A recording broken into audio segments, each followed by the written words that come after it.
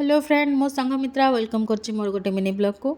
आ ये देखो सकाळु सकाळु आज जलखिया आसी घरे बनाई। अरे ना ना यहाँ तो बाहर आसी इडली सहित चटनी।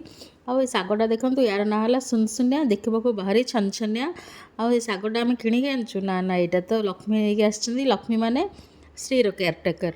आ शागटा बहुत बढ़िया है देखु तो शागटा कि सुंदर है। आ शागटा को भाजीदेली लंका प्याज जीरा फुटण फुटण देकी बोईतालु बैगण सब पकईकी गोटे सुंदर शाग भजा हो गला रेडी। आउ खाइबा को टिके बाढ़ी देलानी भात डाली शाग भजा आलू सिझेकी भजा और ता सहित घर बनाई आचार और खाइकी कि आराम लगिला। भोक भी लगुला एमती भी आ खाइला पेट आत्मा सबू शांति। तापर खाई पीके टिके रेस्ट नहीं उठी देखला बेले बाहर देखो केते झमाझम छमाछम बारिश होची माने एते जोरदार वर्षा गोटे होची। वर्षाटा देखी बहुत बढ़िया लगिला। ओके सांग मैंने रहुची बाय बाय जय जगन्नाथ।